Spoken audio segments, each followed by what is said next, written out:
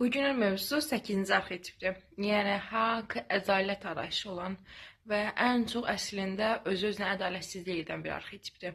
Davamlı olaraq özünü qınayan, özünü yoran, özünü incidən, bir səhv etdiyində özünə o qədər çox yüklənir ki, sanki dünyanın sonudur. Bu arxetipi bu qədər yaxşı tanımağımın səbəb 8-ci ay doğulmağımdır. Hər şeydə özümü günahlandıran, hər şeydə bir səbəb axtaran, bir ədalət axtaran arxetipdir. Və bu insanlar, 8-ci arxetipə sahib olan insanlar içdən-içə davamlı olaraq ədalət arayışı içindədirlər.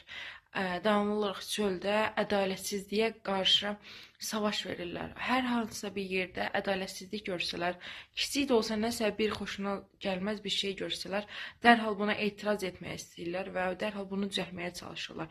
Bəlkə də çöldə olan ədalətsizliklə əslində içlərdəki ədalətsizliyi bərpa etmək istəyirlər. Çünki insanın çölündəki ədalətsizliyə dözümsüzlüyü, içindəki ədalətsizliyə dözümsüzlüyüdür. Çöldəki haqq, ədalət arayışı əslində içindəki haqq, ədalət arayışıdır. Yadınızdadırsa, mən sizə keçən videolardan birində bir yaxınım haqqında danışmışdım ki, yaxınım yalana, ədalətsizliyə, haqsızlığa dözə bilmədiyini demişdim. Və mən o zaman ona demişdim ki, hardasa tətiklənirsən və tətiklənməyinin də bir səbəbi var. Böyük ehtimal ki, onun matrisasının hardasa 8-i var. Çünki bu qədər dözümsüzlük, dərhal özündən çıxmaq, dərhal bu qədər yüksək emosiyalar yaşamağa, gözlərinin dolmağa, yalana dözə bilməməyinin səbəbi yalnızca hakim arxetip ola bilər. Doğruçuluq arayışında olan bir arxetip olar bilər.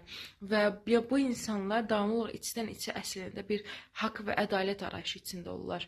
Amma bilməliyik ki, əslində bu duyğunu ilk olaraq öz içimizdə yaratmalıyıq. Öz içimizdə haqqa və ədalətə sahib olmalıyıq. Bəs necə?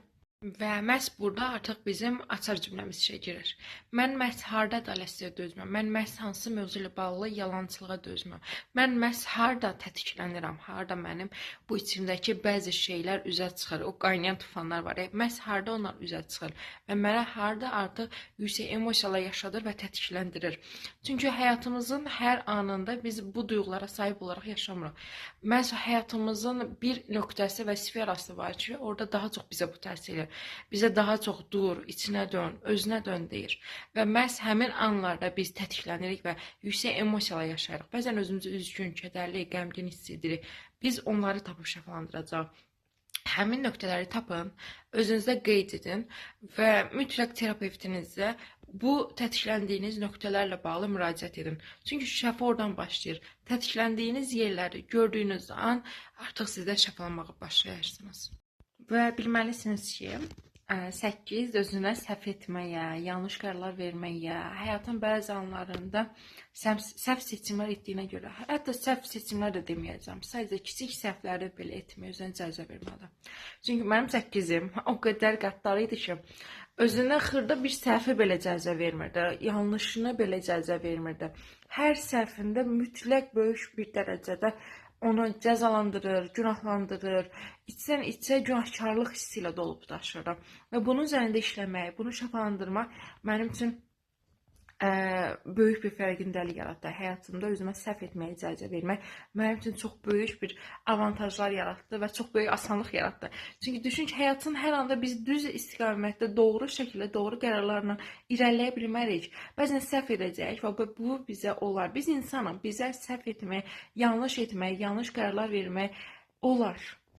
Və son olaraq onu da demək istəyirəm ki, bizə görə görünən səhvlərimiz, yanlışlarımız əslində ruhumuz üçün, ruhumuzun ən böyük aldığı dərslərdən ibarət. Yəni, əslində hər nə qədər bizə zahirən səhv və yanlış da görünsə, bizim etdiyimiz yanlış bir addım, yanlışlıq nəsə fərqi yoxdur. Xırda bir səhv belə əslində bizim ruhumuz üçün ən böyük idealı. Çünki ruhumuz oradan böyük dərs alır. Çünki ruhumuz oradan hansısa bir dərsi təcrübə edir. Bizə zahirən bunu öyrədir, bunu göstərir. Almalı olduğumuz dərslər məhz bunlardır. Və biz bunun vasitəsilə böyüyürük. Dərslərimizdən böyüyürük. Etdiyimiz yanlışlardan böyüyürük.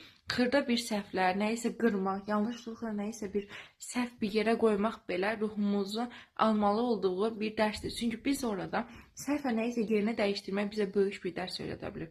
Və yaxud da hər hansı etdiyimiz kiçik bir səhv bizə böyük bir dərslər verə bilir. Çünki biz orada yaşadığımız və keçirdiyimiz hissləri görürük. Mütləq buna diqqət etməlisiniz. Çünki şəfalanma məhz oradan başlayır. Harda ki siz tətiklənirsiniz, artıq orada sevinməlisiniz ki, demək mənim burada işləməli olduğum bir şey var, üzləşməli olduğum bir duyğum var və bu duyğu vasitəsilə mən həmin məsələni şəfalandıracağam və döngüləm çıxacağam inşallah. Ona görə də artıq yaşadığınız yüksək emosiyalar zamanı qorxmursunuz. Tətikləndiyiniz anlarda qorxmursunuz. Sadəcə öz içinizə dönün. Hansı duyğuları keçirirsiniz, hansı duyğularla üzləşirsiniz, hansı emosiyalara sahib olursunuz. Onları dəftərinizdə qeyd edin və götürün gedin terapevtinizə. Həmin nöqtələrə, həmin yaralara, həmin duyğulara, həmin emosiyaları işləyin, şəfalandırın və döngüləriniz beləliklə yavaş-yavaş artıq bitəcək inşallah. Allahın izni ilə. Şəfa olsun.